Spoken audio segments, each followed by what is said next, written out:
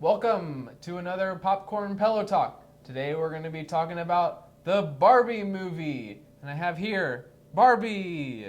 Hi, Ken. Hi, Barbie. Hi, Connor. Thank you.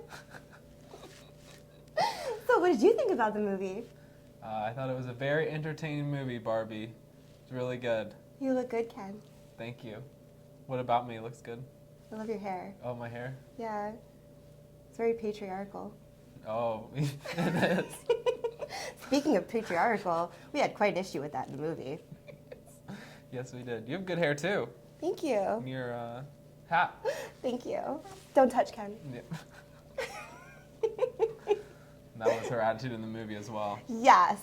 Oh. Coming back to Jamie. Yeah, that was quite a surprise, Connor. Yeah. I was not expecting that. I was so excited to see the movie, and let me tell you, it didn't disappoint, but I have some hang-ups with it. You want to go first? Yeah, my expectation was kind of seeing this from the genre's perspective as like the Lego movie. Like, you know, it's supposed to be the Lego movie, but for girls. You know, we got our Legos that we liked, and that was a kick-ass movie. It had Will Ferrell. This movie had Will Ferrell too, and he played the same role as like a villainish character, but for the Barbies, and we got for Mattel, and we got to see all the different Barbies, all the different versions. You know, the party, but then the woke started creeping in. And Connor, you warned me about that right before the movie started, because I told Connor that from my little insider perks that I got, I knew that it was going to be kind of like an anti-Barbie movie where, you know, the facade of what Barbie was really meant to be was set back a little ways. And I'm not going to lie, they threw the word fascist around in the movie, which really surprised me. Patriarchy, like, over a dozen times. It got really deep. Yeah, it got really dark. deep and dark. Yeah. Yes. And so I think that generally took away from the film because I think it's supposed to be at best a kids movie for people who like to play with their Barbies when they were a kid. But instead, it had an overarching message, whereas the Lego movie did not. That movie was really much like, this is the boys' time. You remember when you loved to play Legos? Let's make a fun movie about it. In the basement, you're playing with your dad, you know, and it goes back to those moments. But there was no really overarching, like, political or philosophical theme of the Lego movie, whereas in this movie they took it a little too far. I mean, okay, so the plot would have been great. I love the way they were going where, you know, Barbie all of a sudden had these uncontrollable feelings of death out of nowhere, and I guess what happens is when you're a Barbie in Barbie world, you're connected to the girl that plays with you in the real world. And she goes to the real world to figure this out and who's playing with her and what's wrong with the girl that's, you know, causing her to have all these feelings and can get cellulite and have all these overwhelming feelings of death. And she turns out there's a adult woman playing with her. But in the in-between, where it could have just kept that storyline going, it kind of veered off with Ken finding a macho side of the real world that he brought back to Barbie world. Which kind of turned things upside down. And I understand that that's important plot part for, you know, having the mother and daughter reunite in the end and, you know, kind of, you know, have their thing going on. But I will say, I thought that was bad casting. The mother and daughter, like the daughter at first hates Barbies, you know, she's screaming at Barbie to get out of here. And then like 5 minutes later when they go to Barbie Land, she's like defending her, oh, we gotta go get Barbie. And she was under the idea that it was a feminist town, which it was. I mean, and as many of you girls know, Ken really has no purpose without Barbie in the toy world and the real world. I honestly never even used to play with Barbies. I used to rip the heads off of them. I would play with my girlfriend's Barbies if I had to because I wanted to not look like a psychopath. But we never really played with Ken. Ken was kind of stupid. And they kind of make him a little obsolete in Barbie Land. Barbie's a little mean to him, I'm not going to lie. I could see why it would kind of drive him to be a little patriarchal, but it kind of goes in a whole different way and makes a whole different connotation to the movie. And there were a lot of scenes in there, like when Barbie would be like walking and then she finds herself in like some old woman's kitchen, and then she's getting lectured about what she's there for. She was there and I felt like that was not, those were like the message moments of like, okay. It's very preachy. It's very, very preachy. Very preachy. Like, okay, we're going to have our preachy moment now. We're going to preach to Barbie.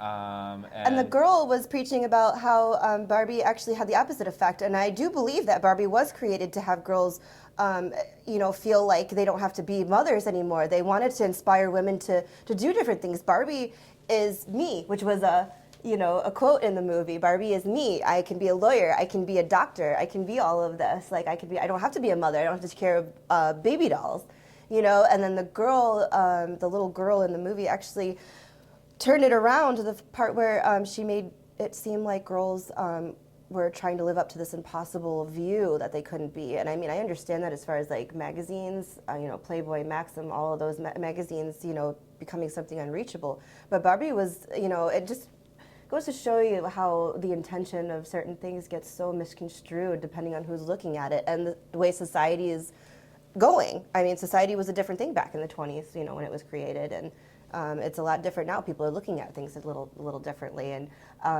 you actually have to be kind of walking on eggshells for this, because I don't want to step on any feminist toes, and I don't want to step on any realist toes. It's just. Well, and I think that was the creation of this movie, and the issue with the movie was Mattel has a brand that they have to protect, and then Hollywood has its agenda that it wants to push, and those two things clash in the movie. And they broke the fourth wall a couple of times, and they called out the casting of Barbie in the movie. I know, they were literally said that Margot Robbie was too pretty to be playing this part, which I agree, but she actually withholds the embodiment of Barbie, which I loved, and I'm glad. Do not ever replace her. I think Margot Robbie was the perfect person to play Barbie. I don't know what their vision was and why they would even go against that. It was just a lot of contradictions in that movie. Yeah. I just wish it would have been more of like a fun movie. It should have been so much more fun. I wanted to have fun. Yeah. Like, I really just wanted to be laughing the whole time, and it just got so preachy and just so... really had to pay attention, and I was really torn. I'm not gonna lie, I was moved to tears. I was actually sitting next to a couple of very young girls, and I looked over, and they were actually brought to tears themselves a couple of parts in time. My favorite part was when Margot Robbie, finally discovers that, the way things are different in the United States or in the real world, and that after the girl calls her a fascist, she goes over, she's sitting on a park bench next to this old woman, and they're just staring at each other, and Margot Robbie looks at her and says, "You're beautiful." And I literally I feel like that's what some women just need to hear. I feel like it was turned towards that part where like it wants all women to feel accepted and everything like that. I think it was just too forced. Yeah. It was too forced. I really wanted this to be something. I wanted this to be, a great inspirational, fun movie, and it was still great. I had a great time watching it. And Will Ferrell was in it. His parts were funny, and yeah. I laughed at them. Ryan Gosling, John Cena had a cameo. Right. I mean, it was hilarious. There were great, hilarious parts. It's just, I don't know if I know you haven't seen the show Community. I'm going to make him watch this show. If anyone's out there seen the show Community, it's very preachy. They make great points, but it's like, I just want to have fun. I just want to watch this and laugh and, kind of not have any burdens of society on me. And I really just felt they could have done it a little differently. Also, like in the time that we're living in, we've had this preachy moment in society now for the past, I don't know, decade. And it's just like, it gets exhausting. The wokeness, the feminism, just everything. And I'm all for girl power, but come on, people. So it is something that you got to take, you have to know going in that that's part of the movie, and I mean it's still entertaining. It just could have been more entertaining if it should have been more in that direction. Like they should have just taken, I think, from my perspective, taken all politics out of it and just made it like a fun toy. Right. If they would have done it, nostalgia, a new age millennium type of movie.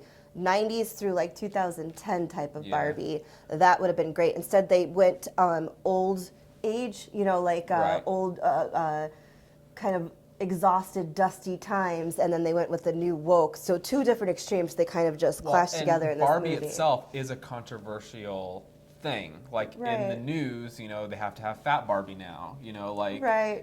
And they added that in, so of course there are fat Barbies. There were fat Barbies, there was all different colors. So, the Kens weren't any stereotypical Ken. And it's funny because Margot Robbie they literally marketed her as stereotypical Barbie, which she is. But then they're trying to tell her that she's too beautiful to play the part. And it was just a lot of contradictions. And they actually made that a point in the movie that being a woman is very contradictory. which I agree, but they it was a preaching. It was another preaching moment. Yeah, and yeah. I heard women in the audience go like, "Yeah, hell yeah!" It was too much. It was too much. Because we went on this long, mother giving her speech about what it's like to be a woman. Yes. And so for me, I'm just kind of rolling my eyes. Mind you, that was part of the solution, was to preach to the other Barbies who were brainwashed into the patriarchy that Ken brought back from the real world. That was part of the way that they snapped everybody back, was to talk about the contradiction, the contradictory, Now, there were some funny parts where they poked fun at the politics, like where they had like the sugar daddy. Oh my doll. effing God, that was so funny. He's not a sugar daddy. Yeah. This is Sugar, and I'm her daddy. That's okay. That's just that a was quote funny. From the movie. The pregnant Barbie. That Midge, was a funny which one. is, and you know what they did? They have a lot of real Barbies and Kens. We didn't even realize that Alan was a real doll until this movie happened. But I did definitely enjoy all the likeliness of the Barbie dream house, the cars, the the fact that we don't ever take Barbies and walk them down the stairs. They kind of just float down from their dream house. It was a lot of nostalgia. I really do. I did enjoy it a lot. If they could have just taken away some of the preachiness, I think it would have been a little bit more enjoyable. But it delivered. I don't want to give away the ending, but I felt like there really wasn't an ending. There really wasn't. It was very ambiguous. It was kind of like a lost sort of. Yeah, it's odd. It wasn't a definitive ending. It was you kind of figure out your own ending and how you want it to be. There was no ending, and they actually mentioned that in the movie. There is no ending. Right. So it's one of those things where it's kind of a contradiction of itself, and from an artistic standpoint, we can have a great conversation about it too. It gives us a lot of ammunition to talk about. But when you actually go see it for entertainment value, I think it gets knocked a couple of points for those things. I was very, honestly, the movie's about contradiction, and I was very contradicted myself. Yeah, that's a great. You want to give your score? I give it a 7. I was highly, highly entertained. I'm going to excuse a lot of the contradictoriness and the patriarchal weirdness of it, but, and politics aside, the blonde wig is going to my brain, sorry. It was a great movie, so yeah. I'll give it an 8. I thought it was good. Okay. I think it just got some because it could have been a total disaster. Mm-hmm. They could have taken the woke to destroy, and thank you, Mattel, for keeping it real. Right. Thank you. I know there's a lot of other people who are like burning Barbies now, and they're go ahead and do it. I'm not going to apologize. I never liked them, but you know what? I love Barbie now more than ever. They're protesting the movie because they don't like it. It's not 100% woke, so it's not to the point where I didn't have a good time. I thought it was a good time. It's just and just going out of the box. I mean, who's made a show about dolls in a long time? Right. That wasn't a boy toy. We have Transformers, we have Spider-Man movies, we have all the Marvel. But thank you for bringing Barbie. And you know what? Also, besides that, despite all the woke shit, I've been seeing older women wearing pink cowboy hats and pink shirts, and mother-daughters were all in there. We were in a room full of mothers and daughters and young girls, and I don't care what your views are, it brought us all together, and it made me really happy. So thank you, Margot Robbie. Thank you, production. Thank you, Mattel. Thank you, everybody, for making that. It's definitely worth it. On that note, I think we can say go see it. Go see it. All right. Thank you. Thank you. Thank you, Barbie. Thank you, Ken.